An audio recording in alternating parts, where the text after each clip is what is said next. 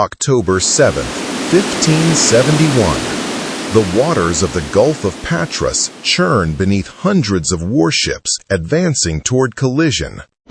Drums thunder across the sea while cannons erupt in smoke and flame.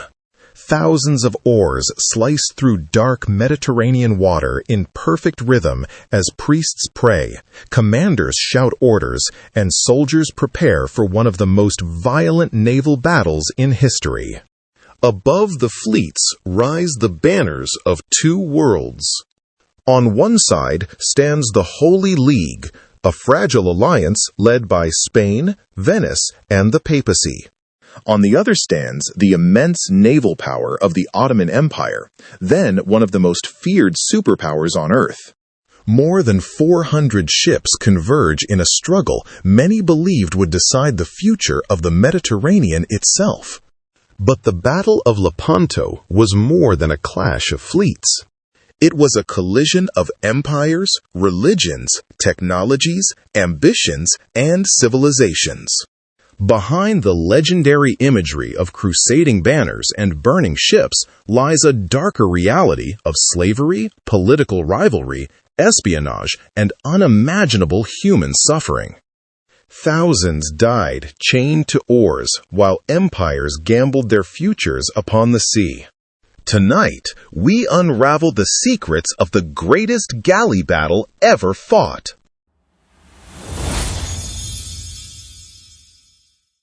To understand Lepanto, we must first understand the Mediterranean world of the 16th century.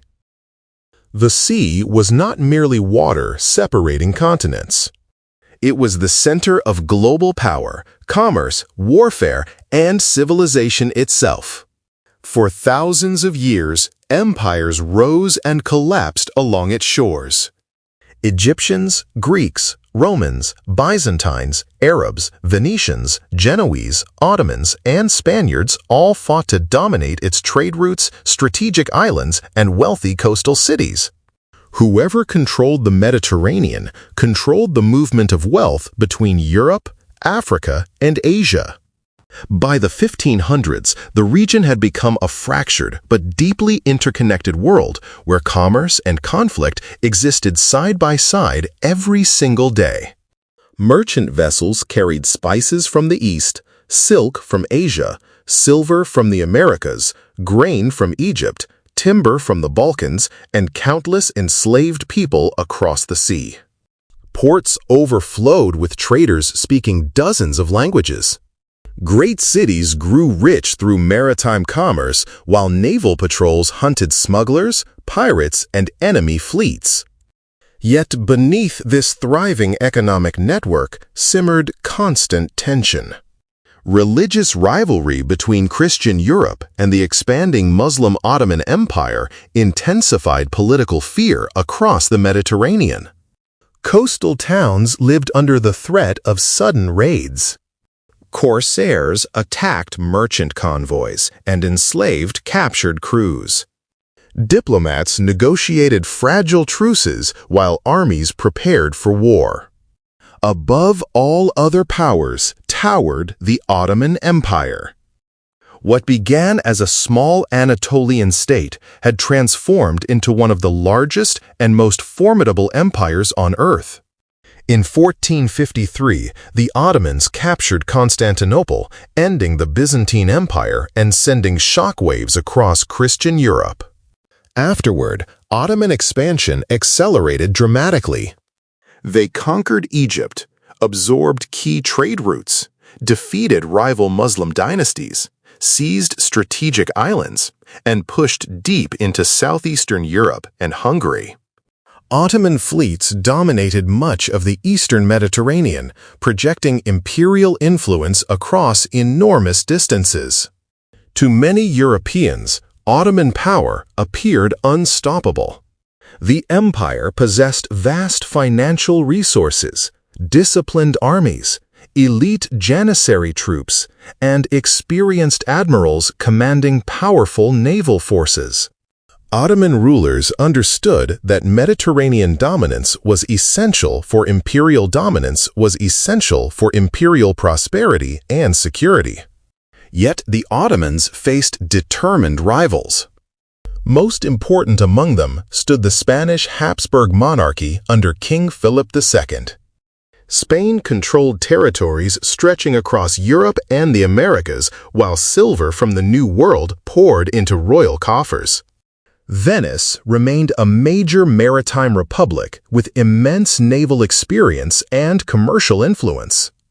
The papacy sought alliances against Ottoman expansion. Genoese bankers and admirals shaped Mediterranean politics behind the scenes. The Knights of Malta launched brutal campaigns against Ottoman shipping and Muslim corsairs.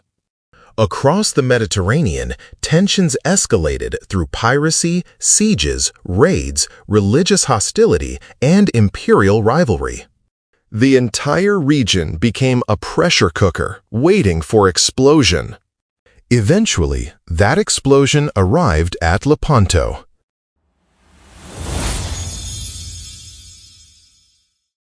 The Ottoman Empire did not become a naval superpower overnight.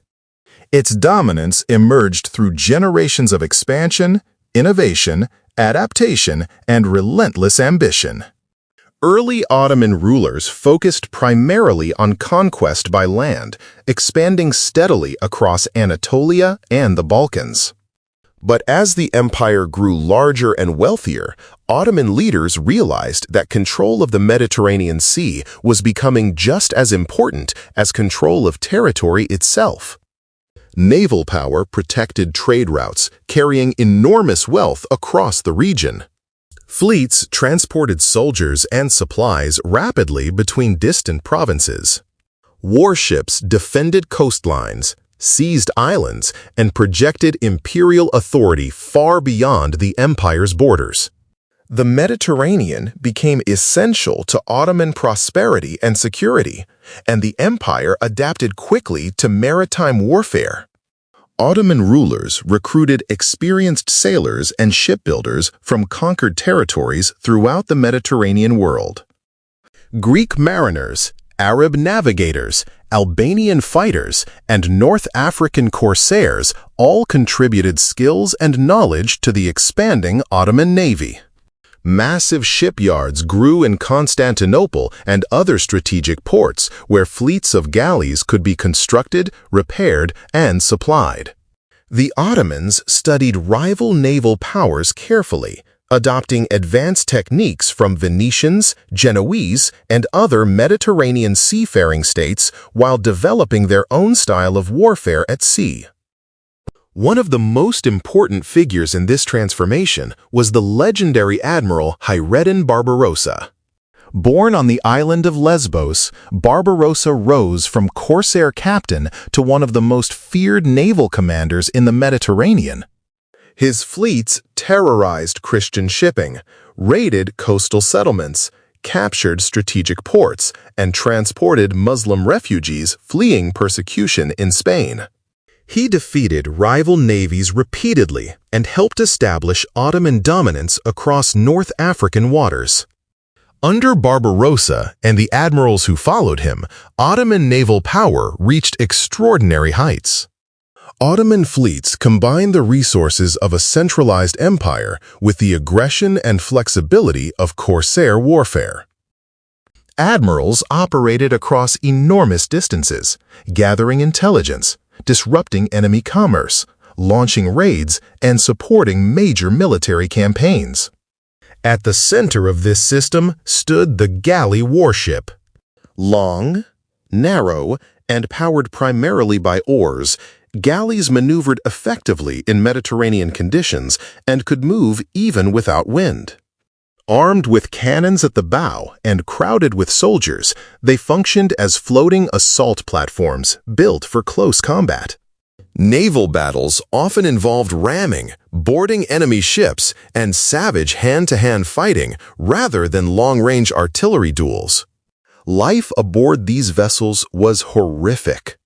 Rowers endured brutal conditions for months at a time. Many were slaves, prisoners, or convicts chained permanently to benches. Disease spread rapidly in overcrowded spaces. Food rotted. Heat, exhaustion, and abuse killed countless men even before battle began. Yet, despite the suffering, galley fleets remained essential instruments of imperial power. By the mid-16th century, the Ottoman Empire possessed one of the largest and most experienced navies on Earth. European powers feared Ottoman maritime expansion deeply. Ottoman fleets threatened Venetian trade, endangered Christian islands, supported Muslim corsairs across North Africa, and challenged Spanish influence throughout the Mediterranean. The sea itself was becoming a battlefield between empires, and the stage was now set for a monumental confrontation at Lepanto.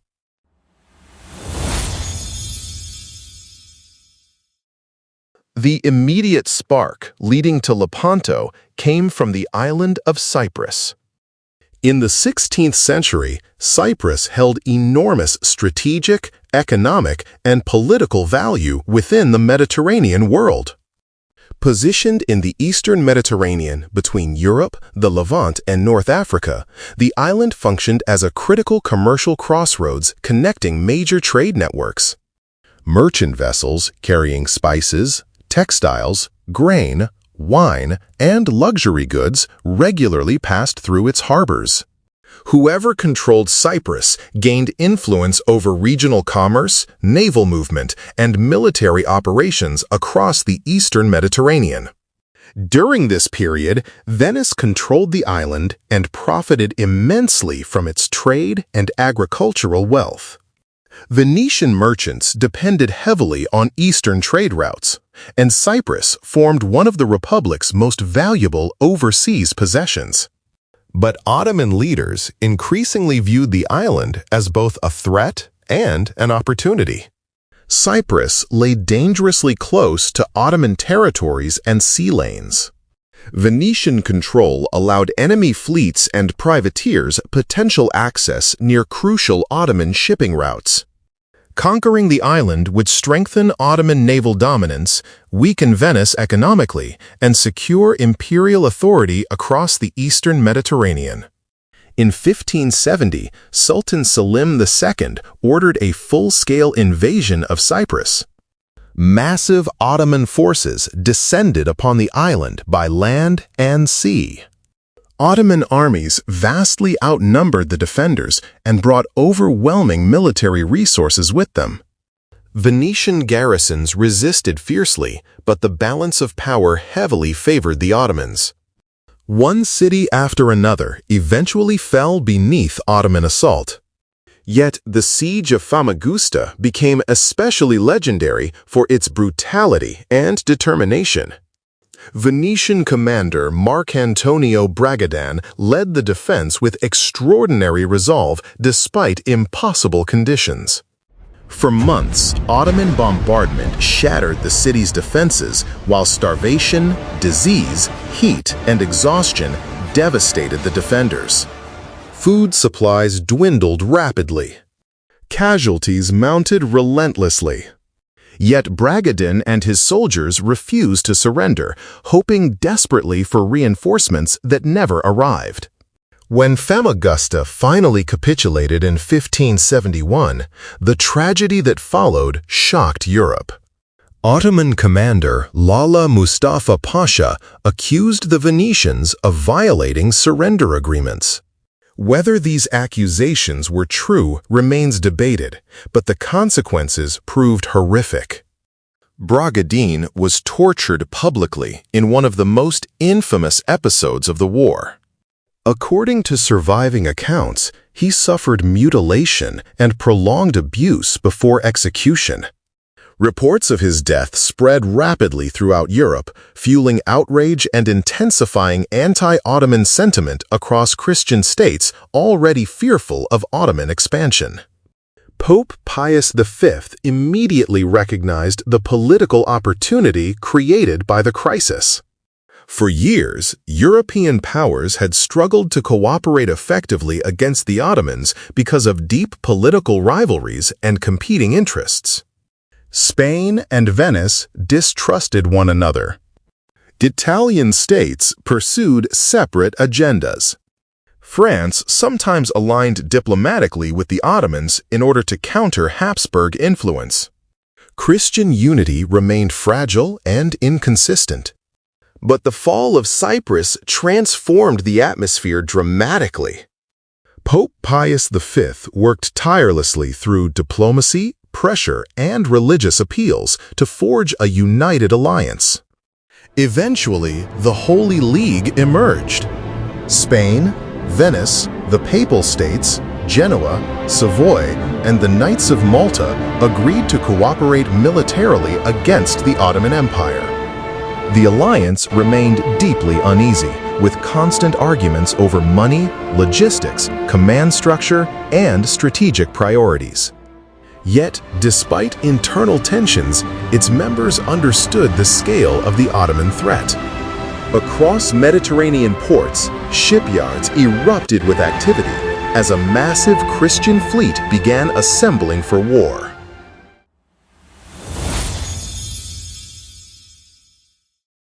At the center of the Holy League stood a young commander whose presence carried enormous symbolic importance.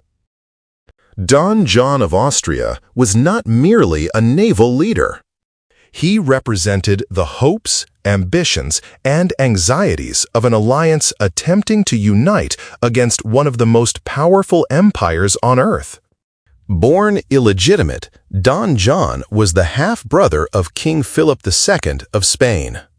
Though excluded from royal succession, he received elite military training, aristocratic education, and careful preparation for leadership within the Spanish imperial system. Handsome, charismatic, ambitious, and eager for glory, Don John quickly developed a reputation for confidence and personal magnetism. At only 24 years old, he received command of the Holy League fleet preparing to confront the Ottomans. The appointment carried enormous political and military risk. Older admirals possessed far greater naval experience. Venetian commanders distrusted Spanish ambitions and feared domination by Habsburg power. Genoese captains guarded their independence fiercely and resisted outside control whenever possible. Rivalries within the alliance constantly threatened unity. Many questioned whether a young commander with limited naval experience could truly manage such a massive multinational fleet during a battle of potentially civilization-defining importance. Yet Don John possessed qualities that proved extremely valuable in this tense environment. He projected confidence at a moment when the alliance desperately needed strong leadership. He cultivated loyalty among officers and crews through charisma and personal involvement. Most importantly, he understood the symbolic and psychological dimensions of the coming conflict. The Holy League presented the campaign not simply as a military operation, but as a sacred defense of Christendom itself. Religious imagery surrounded preparations everywhere. Priests blessed banners and ships before departure. Sermons described the fleet as an instrument of divine purpose. Pope Pius V reportedly spent long hours praying for victory and encouraging Christian unity against Ottoman expansion. Don John embraced this atmosphere completely. He carried a banner depicting Christ crucified and encouraged religious devotion among the fleet. He enforced discipline aggressively and attempted to unify the often fractured alliance under centralized command. Yet beneath the grand rhetoric and religious symbolism, practical realities remained brutal and difficult. Supplying such a massive fleet required extraordinary logistical effort.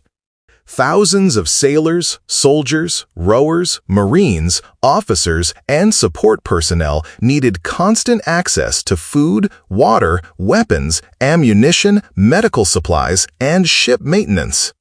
Disease spread rapidly through overcrowded ports and vessels. Storms threatened fragile coordination. Political arguments erupted constantly among commanders representing competing interests. Venice focused heavily on protecting trade routes and commercial interests. Spain emphasized strategic prestige and imperial power. The papacy concentrated on religious symbolism and ideological unity. Maintaining cooperation required endless negotiation and compromise. Despite these tensions, preparations continued relentlessly throughout the summer of 1571. By late August and early September, the Holy League fleet gathered at Messina in Sicily, one of the largest naval concentrations Europe had seen in generations. Veteran Spanish infantry boarded galleys beside Venetian sailors and papal forces. Cannons were loaded carefully into position. Crossbows and arquebuses were prepared for close combat. Thousands of enslaved rowers chained themselves to benches beneath the decks. Across the harbor, commanders studied maps and awaited intelligence on Ottoman movements. The greatest galley battle of the century was approaching rapidly.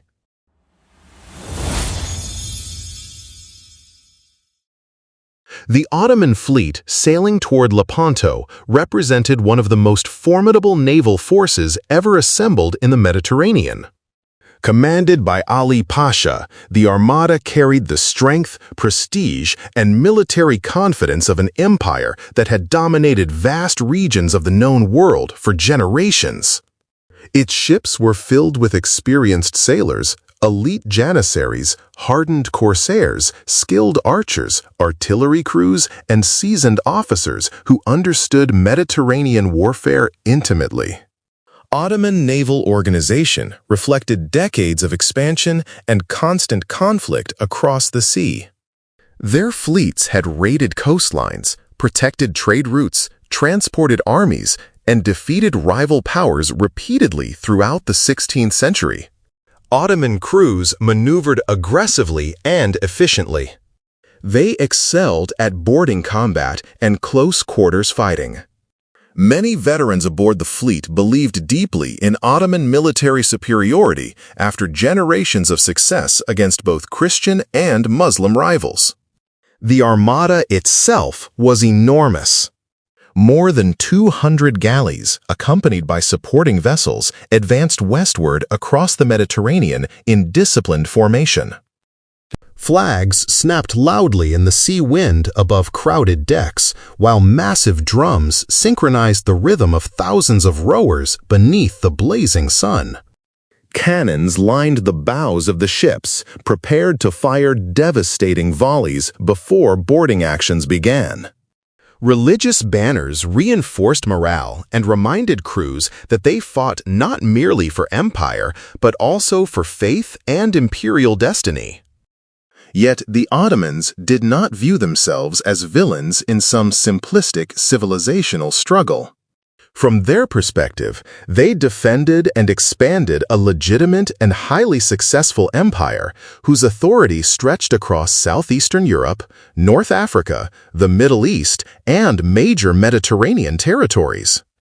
Ottoman leaders believed victory at Lepanto would secure strategic interests, strengthen imperial prestige, and reinforce Ottoman naval dominance across the sea. Many commanders underestimated the Holy League significantly. Christian alliances had often collapsed in earlier decades because of political rivalry, conflicting ambitions, and lack of coordination. Venice, Spain, Genoa, and the papacy distrusted one another deeply. Previous Ottoman victories encouraged enormous confidence within the fleet. The empire's military resources appeared vast and resilient. Many Ottoman officers assumed that another decisive triumph was inevitable. Yet hidden weaknesses existed beneath this confidence. Some of the empire's most experienced sailors and commanders had died during earlier campaigns and naval operations. Certain crews lacked full training or battlefield experience. Logistical strain affected readiness as the empire attempted to maintain enormous fleets across distant waters. Supplies, manpower, and coordination all faced increasing pressure. The fleet also carried tremendous political expectations. Sultan Selim II demanded success. Ottoman prestige depended upon continued dominance at sea, especially after the conquest of Cyprus. Defeat would damage the empire's reputation throughout the Mediterranean world. Still, morale within the armada remained high. Ottoman commanders trusted the tactical traditions that had served them successfully for decades. Galley warfare emphasized aggression, speed, and close combat. Ottoman crews aimed to close quickly with enemy vessels, unleash cannon fire at short range, board opposing ships, and overwhelm opponents through disciplined assault. This approach had repeatedly produced victory in earlier conflicts. Many within the fleet believed Lepanto would become another glorious Ottoman triumph. They were wrong, and the reasons for that failure would reveal some of the most fascinating military secrets of the entire battle.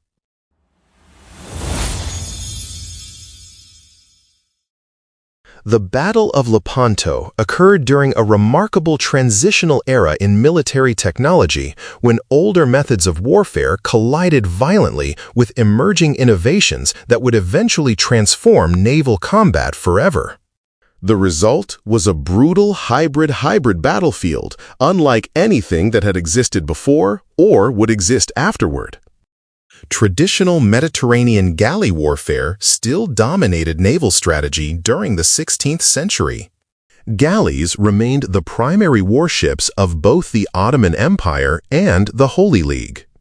Long, narrow, and powered mainly by oars, these vessels maneuvered effectively even without favorable wind conditions. Their shallow drafts allowed coastal operations and rapid movement through confined Mediterranean waters. Their speed enabled sudden assaults and aggressive tactical maneuvers. Most importantly, their structure supported boarding combat, which remained central to naval warfare in the region. Battles at sea often resembled floating land battles more than modern naval engagements. Yet beneath these traditional methods, technological change was accelerating rapidly. Gunpowder weapons increasingly shaped military outcomes across Europe and the Mediterranean. Cannons mounted at the bows of ships delivered devastating, destructive power before boarding actions even began. Arquebuses and early muskets gave infantry greater ranged killing capacity than older weapons like bows or crossbows alone. Explosives, artillery, and firearms transformed the psychology and lethality of combat. Lepanto became one of the clearest demonstrations of how gunpowder could fundamentally alter traditional galley warfare. One especially important innovation involved the Venetian galleasses. These enormous hybrid warships differed significantly from ordinary galleys. Larger, wider, and more stable, they carried much heavier artillery and functioned almost like floating fortresses upon the sea. Venetian commanders understood that these ships could disrupt Ottoman attacks before close combat even began. Before the battle started, Holy League leaders positioned several galleasses ahead of the main fleet formation. This decision proved absolutely critical. As Ottoman ships advanced aggressively toward the Christian line, the galleasses unleashed devastating cannon fire into tightly packed enemy formations. The results were catastrophic. Wood shattered violently beneath artillery impacts. Oars splintered apart. Ships collided in confusion.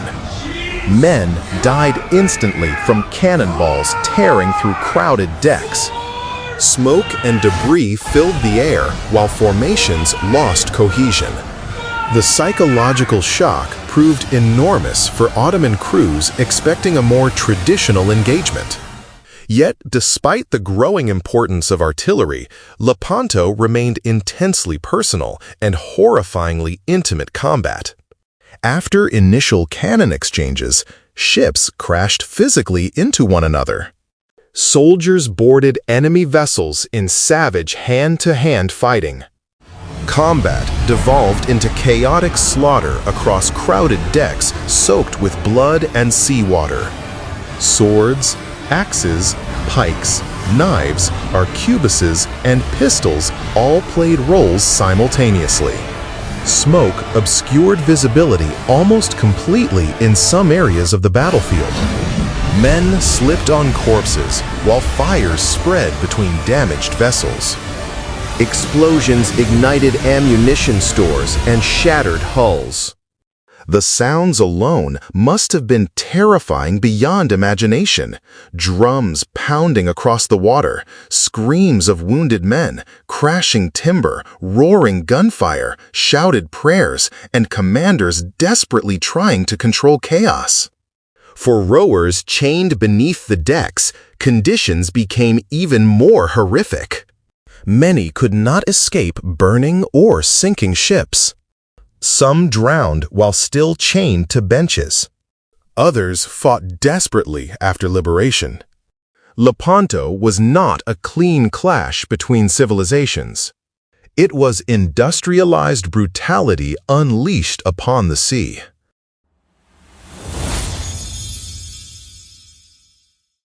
On the morning of October 7th, 1571, the two great fleets finally sighted one another near the Gulf of Patras in western Greece.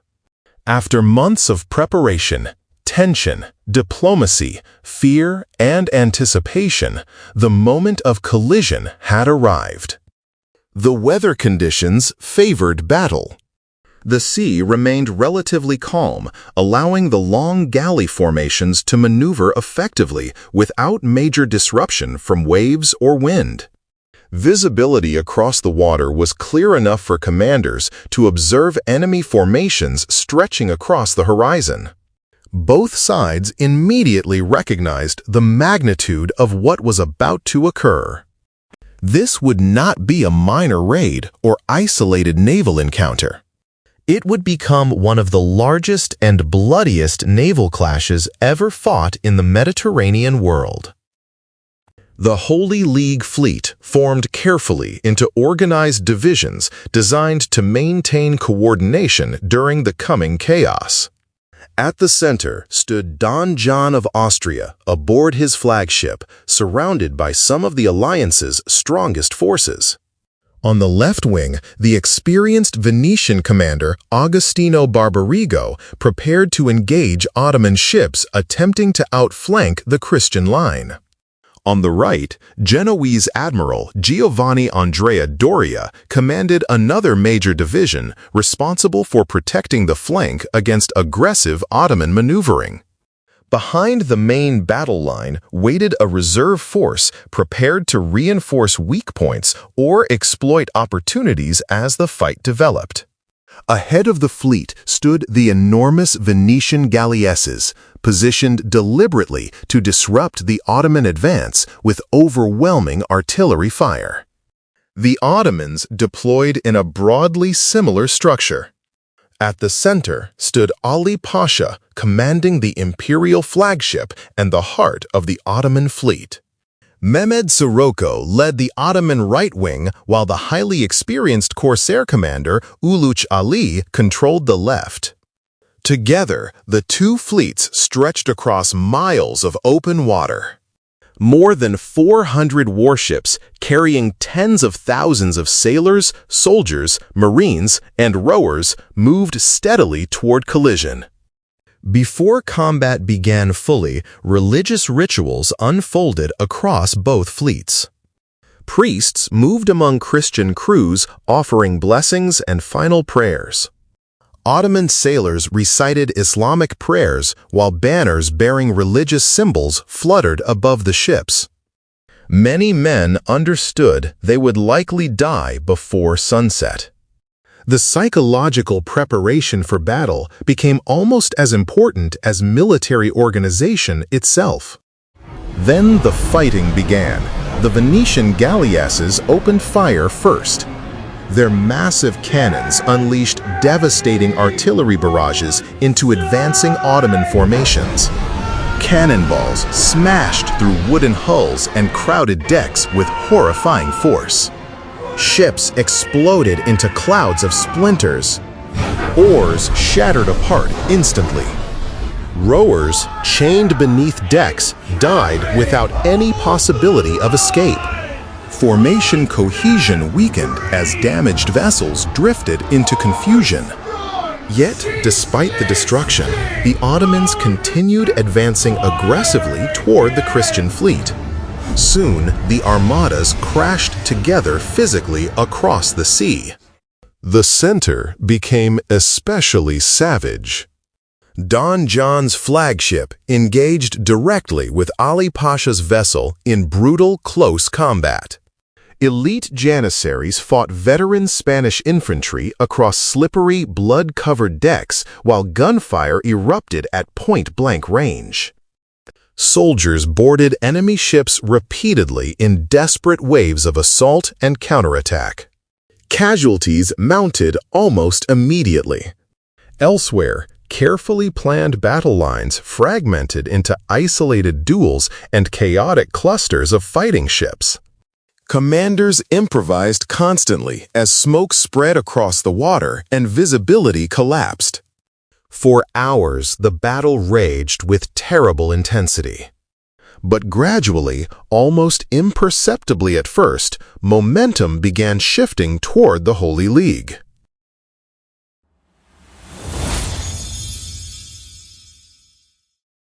No painting, no poem, and no triumphant historical narrative can fully capture the horror of Lepanto. The battle became a floating massacre on a scale the Mediterranean had rarely witnessed before. Ships rammed into one another violently as cannons blasted apart wooden hulls and human bodies alike. Boarding parties crashed across crowded decks where terrified men fought face-to-face in brutal close-quarters combat. Fire spread rapidly between vessels constructed almost entirely of dry timber, rope, and canvas. Falling masts crushed sailors beneath splintered wreckage. Wounded men screamed beneath piles of corpses, while smoke from artillery and burning ships drifted across the sea so heavily that visibility often disappeared completely. Blood mixed with seawater as bodies floated between shattered oars and burning debris. Contemporary accounts repeatedly described the Mediterranean itself turning red during the battle. At the center of the conflict, Don John of Austria's flagship eventually engaged directly with the vessel of Ottoman commander Ali Pasha after hours of savage fighting. The struggle became one of the defining moments of the entire battle. Elite Ottoman janissaries defended stubbornly against repeated assaults from Spanish infantry and Allied soldiers. Gunfire erupted at point-blank range while boarding parties fought desperately across slippery decks covered with blood, shattered wood, and corpses. The fighting seesawed back and forth repeatedly before the Christians finally overwhelmed the Ottoman flagship. Ali Pasha died during the struggle. According to several accounts, his severed head was raised upon a pike where Ottoman crews across the battlefield could see it. Whether entirely accurate or partially exaggerated by later propaganda, the story reflected a genuine collapse in Ottoman morale as news of their commander's death spread. Meanwhile, on the Christian left flank, Venetian forces fought desperately against the Ottoman commander Mehmed Sirocco. Combat there became extraordinarily savage. Ships locked together in prolonged melee while soldiers slaughtered one another at close range. Venetian commander Agostino Barbarigo suffered mortal wounds during the fighting, but reportedly continued directing operations despite severe injury. Eventually, Ottoman resistance on that flank collapsed as well. Only on the Ottoman left did the empire achieve significant tactical success. The experienced corsair commander Uluç Ali exploited weaknesses and gaps within the Holy League formation with remarkable skill. His forces attacked vulnerable enemy vessels aggressively and at one point threatened to destabilize the Christian line entirely. For a moment, the battle's outcome remained uncertain. But Holy League reserves intervened before the Ottomans could fully capitalize on the opportunity. Gradually outnumbered and facing increasing pressure, Uluç Ali withdrew with surviving ships, preserving part of the Ottoman fleet from total annihilation. By afternoon, Ottoman defeat had become undeniable. Dozens of ships sank beneath the waves or burned uncontrollably across the sea. Thousands of men lay dead. Thousands more surrendered or drowned attempting escape. The scale of destruction stunned contemporaries throughout Europe and the Ottoman world alike. Perhaps most dramatic of all, Christian forces liberated enormous numbers of enslaved rowers chained aboard Ottoman vessels. Exhausted captives suddenly found themselves freed amid wreckage, smoke, and carnage. For propagandists in Europe, these scenes reinforced the image of Lepanto as a sacred and righteous victory. Yet the deeper reality remained far more complicated. Christian fleets also relied heavily upon forced labor, slavery, and coercion. Both sides operated brutal systems built upon human suffering at massive scale. Victory did not erase that truth.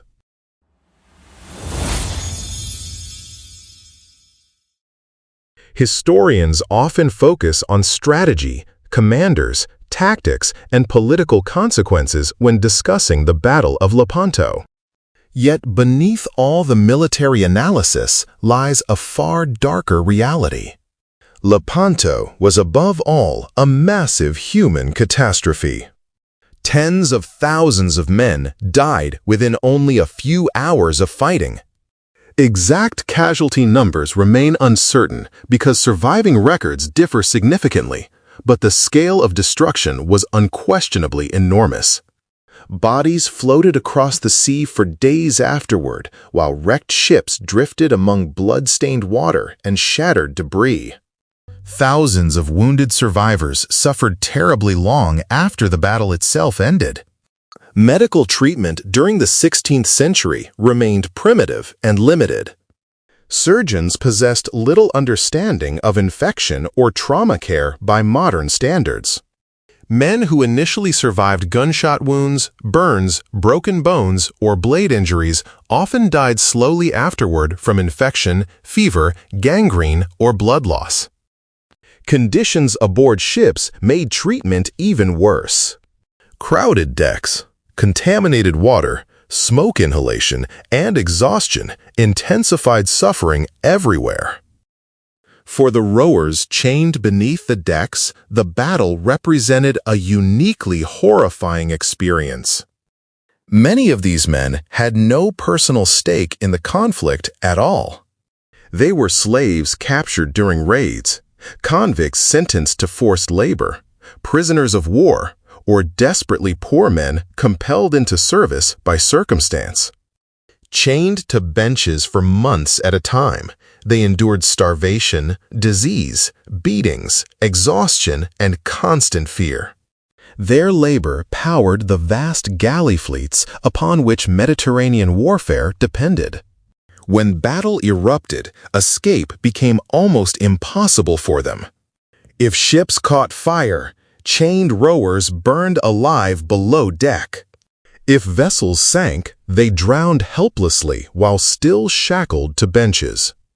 If enemy boarding parties stormed the ship, rowers often became collateral victims trapped amid the slaughter above them. Some liberated captives reportedly collapsed weeping after realizing they had unexpectedly regained freedom. Others were too weak from exhaustion, malnutrition, or injury even to stand. Lepanto also devastated communities across the Mediterranean world. Sailors never returned home to families waiting in distant ports. Merchants lost enormous investments tied to ships, cargo, and crews destroyed during the battle. Coastal towns mourned sons, husbands, fathers, and brothers who vanished beneath the sea.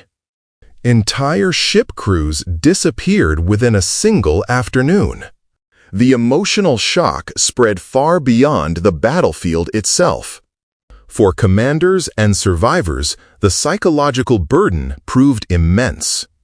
Many accounts from the period describe overwhelming sensory trauma. The noise of cannon fire echoing across the water. The smoke covering the sea so thickly that sunlight disappeared. The smell of blood, fire, and gunpowder. The screams of wounded men trapped aboard burning ships. Lepanto entered cultural memory partly because its violence appeared almost apocalyptic to contemporaries. Yet, despite the extraordinary suffering, political and religious propaganda rapidly transformed the battle into something cleaner, simpler, and more heroic. Across Europe, celebrations erupted after news of victory spread. Church bells rang through cities and villages. Poets praised Christian triumph. Painters glorified commanders and battle scenes. Religious narratives emphasized divine intervention and sacred destiny.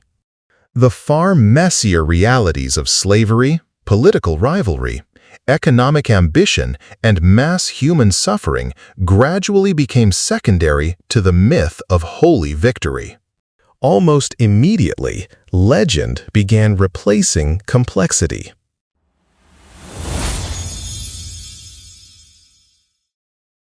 For centuries, many Europeans described Lepanto as the battle that saved Christendom from Ottoman domination. The narrative became enormously influential across literature, politics, religion, and historical memory. According to this interpretation, the Holy League halted Ottoman expansion permanently and preserved European civilization from conquest. Paintings, sermons, poems, and royal propaganda presented the victory as a turning point between two civilizations locked in existential struggle. In Catholic Europe especially, Lepanto became a symbol of divine favor and heroic resistance. Yet modern historians debate this interpretation heavily because the reality proved far more nuanced and complicated than the later mythology suggested. Lepanto unquestionably represented a major Ottoman defeat. The empire lost enormous numbers of experienced sailors, soldiers, officers, and ships during the battle. Psychological shock spread rapidly across the Mediterranean because for the first time in generations, a major Christian coalition had destroyed a large Ottoman fleet decisively in open combat. European morale soared after years of fearing Ottoman naval expansion. The victory shattered assumptions that Ottoman maritime power was completely unstoppable. But strategically, the Ottoman Empire remained extremely powerful despite the defeat. Within a remarkably short period, Ottoman shipyards rebuilt much of the fleet with astonishing speed and efficiency. Forests supplied fresh timber. Imperial administrators mobilized labor rapidly. New ships entered service surprisingly quickly. Although experienced manpower proved harder to replace than vessels themselves, the empire still retained vast territories, enormous resources, and formidable military institutions. Ottoman armies continued threatening European frontiers long after Lepanto. The empire remained one of the dominant superpowers of the early modern world. Meanwhile, the Holy League itself soon fractured politically despite its battlefield success. Venice eventually prioritized commercial survival and signed peace agreements with the Ottomans. Spain shifted attention toward other strategic concerns, including conflicts in Northern Europe and protection of overseas territories. Internal rivalries once again weakened Christian cooperation. The long-term balance of power in the Mediterranean shifted only gradually rather than dramatically overnight. So why did Lepanto matter so profoundly symbolically? Partly because perception itself shapes history. The battle destroyed the myth of inevitable Ottoman naval invincibility. It demonstrated that coordinated resistance against the empire could succeed under the right circumstances. Just as importantly, Lepanto provided Christian Europe with a dramatic narrative of unity and triumph during an era of deep religious crisis and political fragmentation. The Protestant Reformation had fractured Europe internally for decades. Catholics and Protestants fought bitterly across the continent, while religious authority itself became contested fiercely. Catholic leaders desperately needed symbolic victories capable of reinforcing unity, confidence, and divine legitimacy. Lepanto provided exactly such a symbol. Yet, describing the battle as a simple civilizational showdown between Christianity and Islam oversimplifies Mediterranean reality enormously. Politics across the Mediterranean involve shifting alliances, commercial cooperation, espionage, diplomacy, and pragmatic negotiation alongside warfare. Christian and Muslim merchants traded constantly despite ongoing conflict. Diplomatic relationships frequently crossed religious boundaries. Corsairs and pirates served multiple rulers based on profit and opportunity rather than ideology alone. France, at times, aligned diplomatically with the Ottoman Empire against Habsburg rivals. Economic interests often outweighed religious hostility in everyday political decisions. Lepanto unquestionably mattered profoundly in both military and cultural history. But its true significance remains far more complex than the heroic myths later generations preferred to remember.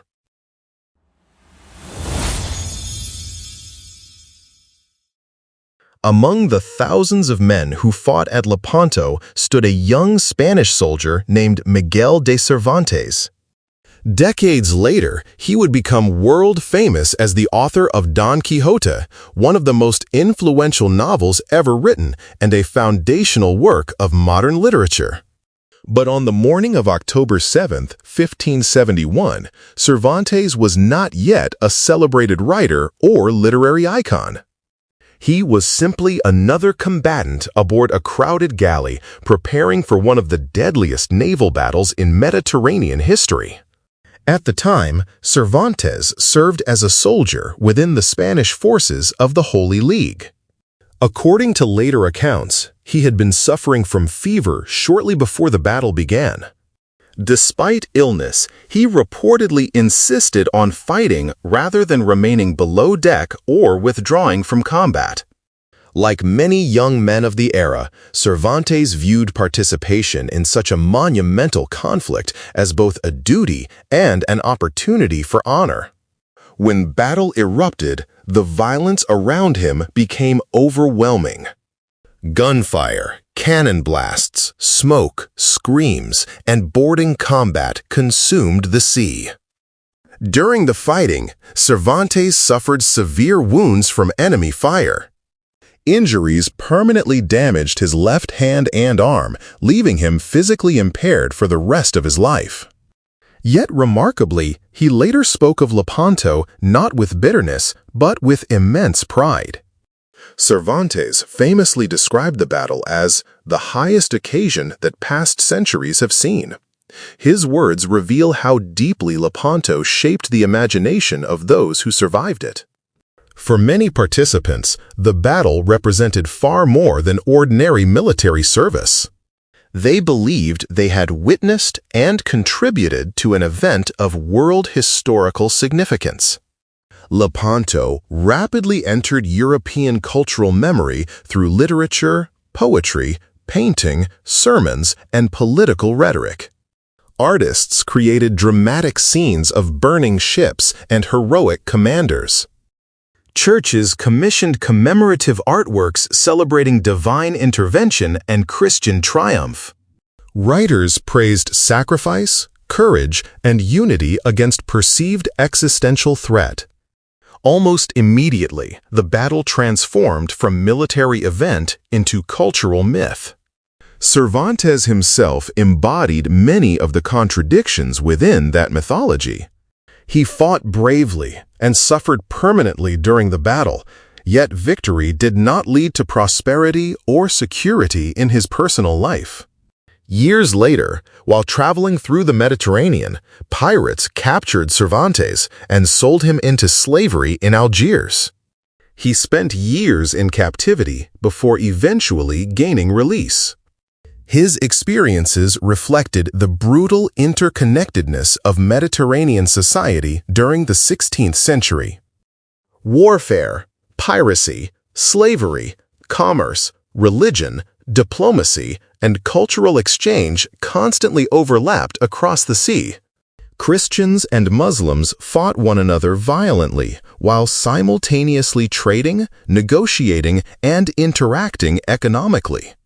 Captivity and forced labor shaped countless lives on all sides of the conflict. Lepanto did not exist separately from this world of complexity and hardship. It emerged directly from it. Cervantes carried those experiences with him into his later writing, where themes of illusion, suffering, ambition, honor, and fragile human dignity became central. In many ways, the future author of Don Quixote stood at Lepanto not only as a soldier, but as a witness to the violent contradictions of the Mediterranean world itself.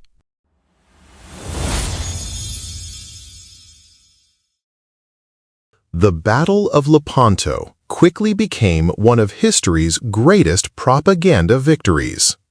Almost immediately after the fighting ended, competing narratives emerged across the Mediterranean world as rulers, religious leaders, artists, and chroniclers attempted to shape public memory of the event. In Catholic Europe especially, Lepanto transformed into a sacred triumph filled with religious symbolism and political meaning. Pope Pius V reportedly attributed the victory not merely to military strategy or leadership, but to divine intervention and the protection of the Virgin Mary. According to later traditions, the Pope learned of the victory through miraculous revelation while praying in Rome. Whether historically accurate or not, such stories reinforce the belief that heavenly forces had guided the Christian fleet to success. Religious processions soon celebrated the outcome in cities and churches across Catholic Europe. Bells rang through towns and capitals, while sermons described Lepanto as proof of divine favor toward Christendom during a period of intense religious uncertainty. Artists portrayed angels hovering above the fleets and heavenly light illuminating Christian banners. The battle became deeply connected to the broader Counter-Reformation movement, which sought to strengthen Catholic identity and unity against both Protestantism and external threats. Lepanto, therefore, served ideological purposes far beyond the battlefield itself. Spain used the victory to reinforce its image as the primary defender of Catholic Christendom and Habsburg power. Venetian leaders celebrated their republic's major naval contribution and military sacrifice. Across Europe, Painters immortalized the battle through enormous dramatic canvases filled with burning ships, heroic commanders, and sacred imagery. Lepanto rapidly evolved from military encounter into symbolic spectacle. Meanwhile, the Ottoman Empire approached the defeat very differently. Ottoman officials publicly minimized the scale and significance of the disaster whenever possible. Rather than focusing on destruction and casualties, imperial authorities emphasized the astonishing speed with which Ottoman shipyards rebuilt the fleet afterward. They reminded observers that, despite the naval defeat, Cyprus still remained firmly under Ottoman control. Strategically, the empire retained immense territorial, economic, and military strength. Ottoman leaders understood that preserving imperial prestige mattered enormously in maintaining authority across their vast territories. Defeat, therefore, required careful management through controlled political messaging. In this sense, both sides actively shaped public memory according to their own needs and priorities. The story of Lepanto reveals an important truth about history itself. Battles are never remembered purely through objective facts. They become narratives shaped by emotion, ideology, religion, nationalism, and political ambition. Stories surrounding great conflicts often matter as much as military outcomes. Over time, Lepanto accumulated symbolic meanings far beyond its immediate strategic consequences. During the 19th century, European nationalists revived interest in the battle as part of broader efforts to construct heroic national histories. In modern times, political movements and commentators have sometimes invoked Lepanto symbolically in discussions about Europe, religion, identity, or conflict between civilizations. Writers and politicians have framed the battle alternately as a defense of Europe, a clash of civilizations, an imperial struggle, or a sacred religious war. Yet, each interpretation often reflects the anxieties and priorities of later eras just as much as the realities of 1571 itself. The actual Mediterranean world remained far more interconnected and complicated than simplified narratives suggest. Christians and Muslims traded, negotiated, cooperated, and influenced one another constantly despite warfare. That deeper complexity frequently disappears beneath the powerful myths created after Lepanto.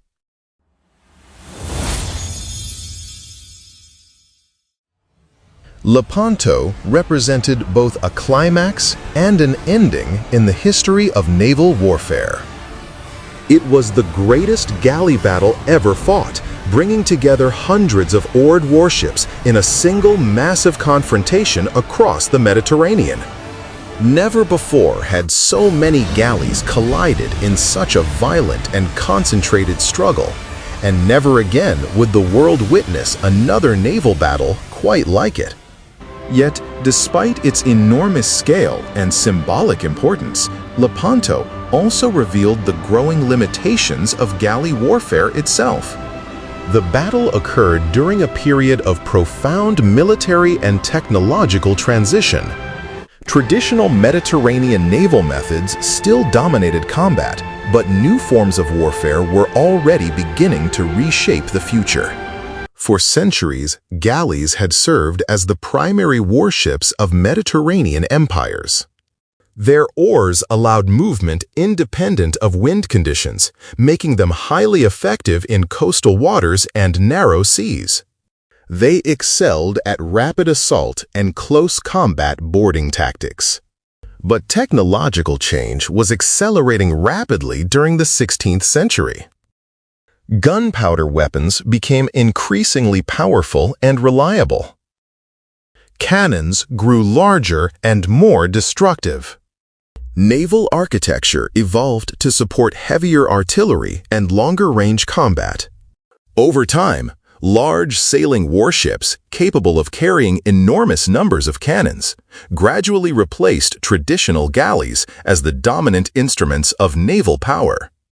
Oceanic empires required different strategies than those used in Mediterranean coastal warfare.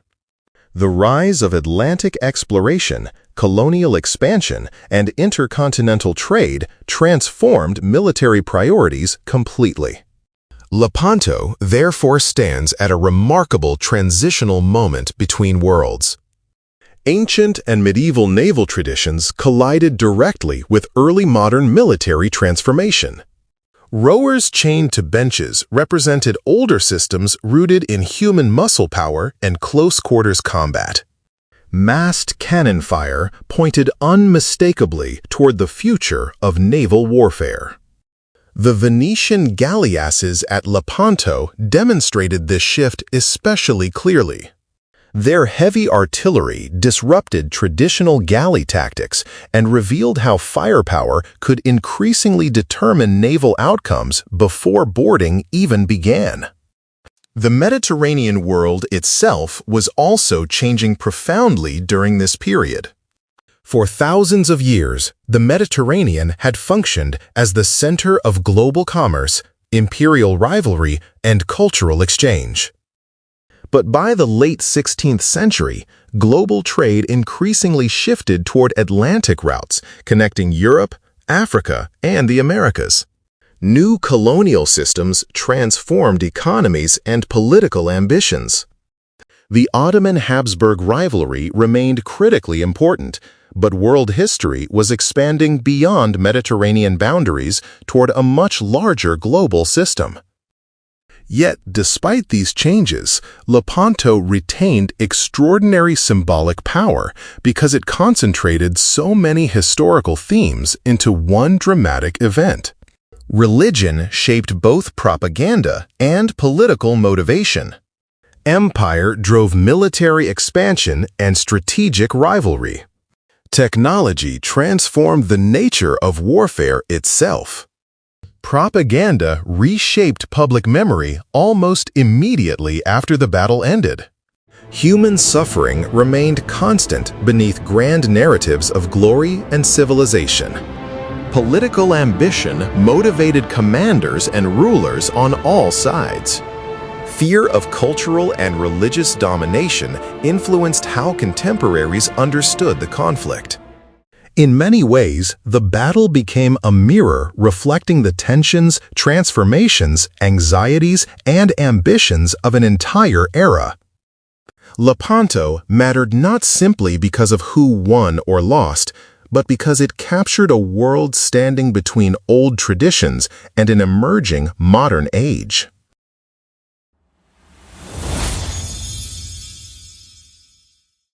Modern archaeology continues uncovering fascinating clues about 16th-century naval warfare and the world surrounding the Battle of Lepanto. Shipwrecks resting beneath Mediterranean waters, surviving weapons, archival documents, and underwater excavations increasingly reveal details once believed permanently lost to history. Although relatively few confirmed wrecks directly connected to Lepanto itself have survived in identifiable condition, broader Mediterranean archaeology provides extraordinary insight into the technological, economic, and human systems that shaped the battle. Recovered cannons demonstrate the remarkable sophistication of early modern artillery production. Metallurgical analysis reveals how different states manufactured weapons, transported them across long distances, and adapted naval designs to carry increasingly heavy firepower. Artifacts recovered from shipwrecks also illuminate the immense trade networks linking Europe, North Africa, and the Ottoman world. Ceramics, coins, navigational instruments, textiles, and cargo remains show how interconnected Mediterranean societies remained despite constant warfare and political rivalry. Human remains recovered from wrecks and coastal sites provide especially important evidence. Archaeologists and biohistorians can now analyze bones and teeth to study nutrition, disease, injuries, labor conditions, and violence among sailors and soldiers. These findings often challenge older romanticized portrayals of naval warfare. Skeletons reveal signs of malnutrition, repetitive physical strain, untreated disease, and traumatic injury. The Mediterranean world of Lepanto was physically brutal for ordinary people long before battle even began. Modern historians increasingly focus not only on admirals, kings, and political leaders, but also on the countless ordinary individuals whose labor made warfare possible. This shift has transformed scholarly understanding of Lepanto dramatically. Older narratives emphasized heroic commanders, sacred victory, and grand civilizational struggle between Christianity and Islam. Contemporary scholarship instead examines larger systems underlying the conflict. Economics, logistics, forced labor, environmental conditions, maritime infrastructure, supply chains, bureaucratic organization. The battle depended upon enormous material resources gathered from across vast empires. Forests supplied timber for ship construction. Mines produced iron, bronze, and lead for cannons and ammunition. Agricultural systems fed sailors, soldiers, and rowers.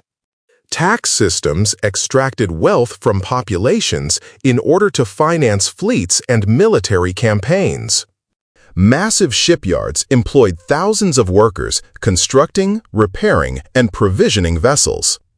Governments developed increasingly sophisticated bureaucracies to organize manpower, transportation, finance, and communication across enormous distances.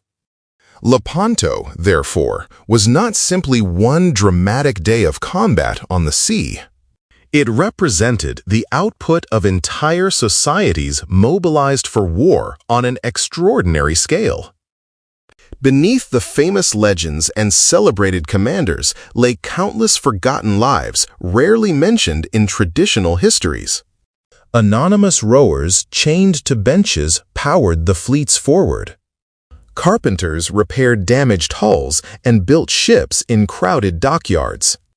Blacksmiths forged anchors, chains, nails, and weapons. Sailmakers stitched enormous canvases required for naval movement. Surgeons attempted primitive medical treatment amid horrific conditions. Translators mediated communication between multilingual crews and allies. Messengers carried critical orders across ports and ships. Merchants financed supplies and transportation networks connecting the Mediterranean world. Their labor, suffering, and expertise made the Battle of Lepanto possible long before the fleets ever sighted one another near the Gulf of Patras. Despite the enormous scale and dramatic violence of the Battle of Lepanto, the Mediterranean did not suddenly become peaceful afterward. The battle was not a final showdown, ending centuries of conflict between empires or religions. Instead, warfare, piracy, diplomacy, and commercial competition continued across the sea for generations. Ottoman fleets rebuilt with astonishing speed after the defeat. Imperial shipyards worked relentlessly to replace lost vessels, demonstrating the immense resources and organizational capacity of the Ottoman state. Within a remarkably short time, the empire once again possessed a powerful navy capable of projecting influence across the Mediterranean.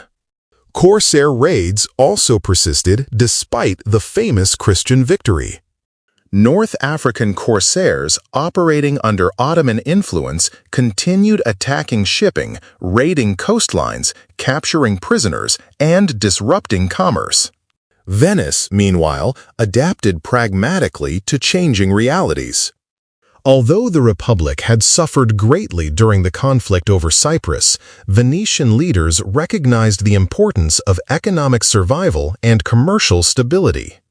Eventually, Venice negotiated peace with the Ottomans and resumed profitable trade relationships despite recent warfare. This reality often surprises modern audiences because many people imagine historical conflicts as total divisions between civilizations locked in permanent hostility. Yet the actual Mediterranean world proved far more flexible, interconnected, and complicated. Commerce crossed religious and political boundaries constantly. Muslim, Christian, and Jewish merchants cooperated regularly in ports and marketplaces throughout the region. Diplomats negotiated between rival powers even during periods of intense hostility. Prisoners and captives were frequently ransomed through elaborate systems of exchange. Information flowed across enemy lines through merchants, sailors, spies, and intermediaries.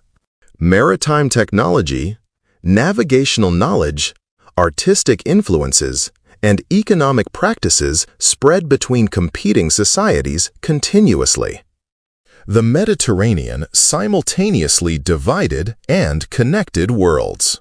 Warfare existed alongside cooperation in ways that appear contradictory from a modern perspective, but were entirely normal within the political culture of the 16th century. Still, despite this complexity, Lepanto mattered enormously on a psychological level.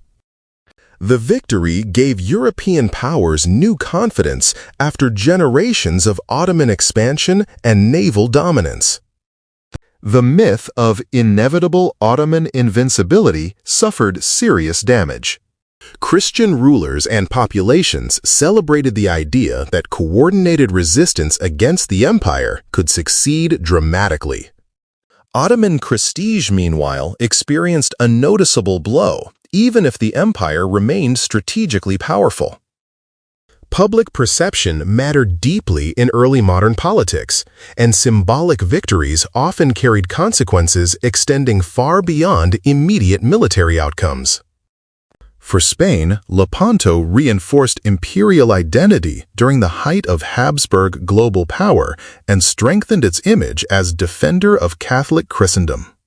For Venice, the battle symbolized resistance, courage, and maritime prestige despite the Republic's gradual long-term decline. For the papacy, Lepanto represented evidence of divine favor and validation of counter-Reformation religious unity. For the Ottomans, it became a painful but ultimately survivable setback rather than a catastrophic collapse. History rarely provides simple endings or decisive moments that resolve conflicts permanently. Lepanto certainly did not destroy Ottoman power or eliminate Mediterranean rivalry. But it altered perceptions profoundly. And throughout history, perceptions often shape political reality as powerfully as armies themselves. Why does the Battle of Lepanto continue capturing imagination centuries later? Partly because of scale. Few naval battles in history rival its sheer magnitude and dramatic intensity. Hundreds of warships collided across the Mediterranean in one of the largest galley battles ever fought. Tens of thousands of men died within hours. Entire empires committed enormous resources, political prestige, and religious symbolism to the struggle. The imagery alone feels cinematic even to modern audiences. Cannon smoke rolling across dark water. Drums echoing over the sea, burning ships drifting between shattered oars. Soldiers clashing hand to hand on crowded decks while banners snapped above the chaos. Yet deeper reasons explain why Lepanto continues haunting historical memory long after the battle itself ended. Lepanto sits at the intersection of enduring human themes that remain relevant across centuries. Religious conflict shaped the rhetoric surrounding the war. Imperial ambition drove rulers toward confrontation. Technological change transformed the nature of naval combat. Propaganda reshaped public memory almost immediately after the fighting stopped. Questions of identity, survival, and fear of cultural destruction influenced how both sides understood the conflict. The battle concentrated all these themes into one violent moment. That concentration gives Lepanto unusual symbolic power. At the same time, the battle resists simple interpretation, which makes it endlessly fascinating for historians and audiences alike. Was Lepanto primarily a crusade between Christianity and Islam? Many contemporaries certainly described it that way. Was it a geopolitical struggle between rival empires competing for trade routes, islands, strategic ports, and Mediterranean dominance? Absolutely. Was it an economic conflict shaped by commerce, piracy, taxation, and maritime rivalry? Without question. Was it a technological turning point revealing the future of naval warfare? In many ways, yes. The truth is that Lepanto was all these things simultaneously. Its complexity prevents easy explanation or simplified moral storytelling. Every generation, therefore, returns to the battle, searching for different meanings shaped by contemporary concerns. Lepanto also reminds us how history gradually transforms into myth. The men who fought there did not experience glorious symbolism while standing amid battle. They experienced terror, confusion, exhaustion, noise, pain, smoke, blood, and overwhelming fear. Cannon fire shattered wood into deadly splinters. Burning ships trapped rowers below deck. Commanders struggled desperately to maintain order amid chaos. Yet later generations transformed these traumatic experiences into symbolic narratives serving political, religious, and cultural needs. Catholic Europe celebrated divine victory. Empires emphasized heroism and sacrifice. Artists transformed slaughter into spectacle. Writers framed the battle as a turning point in civilization itself. Over time, myth partially replaced lived reality. But beneath those myths remain real human beings whose suffering gave the battle meaning in the first place. Men chained to oars prayed desperately for survival beneath cannon fire. Soldiers confessed sins before combat, believing death approached within hours. Families waited in distant ports for ships that never returned home. Commanders carried impossible responsibility, knowing thousands of lives depended upon their decisions. Surgeons struggled helplessly amid overwhelming casualties. Sailors drowned, burned, or bled to death far from home. The Battle of Lepanto was never merely a clash between abstract civilizations or political ideologies. It was lived reality, messy, violent, contradictory, human, and perhaps that humanity is why the battle still feels hauntingly alive centuries later. The waters near Lepanto are quiet now. Fishing boats drift across seas once crowded with warships, cannon smoke, and burning wreckage. The thunder of battle vanished centuries ago. The screams faded into history. The banners that once snapped above the fleets rotted away long ago.